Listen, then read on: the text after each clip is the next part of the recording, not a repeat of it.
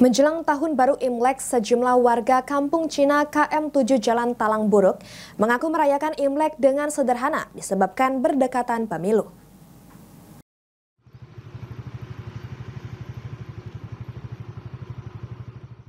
Warga Kampung Cina KM7 Jalan Talang Buruk mengaku merayakan Imlek dengan sederhana disebabkan berdekatan pemilu. Salah satu warga, Syarif, mengatakan selain bertepatan dengan pemilu, mayoritas warga menyambut Tahun Baru Imlek juga tidak terlalu heboh dikarenakan tidak ada koordinator yang mengatur perayaan Imlek. Warga Kampung Cina KM7 Jalan Talang Buruk memfokuskan kegiatan peribadatan seperti sembahyang di masing-masing kelenteng.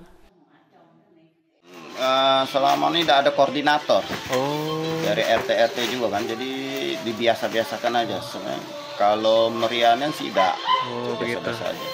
Baik, jadi memang dari tahun sebelumnya juga begitu ya Pak? Tahun sebelumnya sih iya, tapi sih ada agak meriah dikit lah. Tapi karena ini ada nyambut pilpres dan gitu, jadi kita udah banyak meriahnya. Jadi tahun ini nggak semeriah tahun sebelumnya ya Pak ya? Biasa-biasa aja.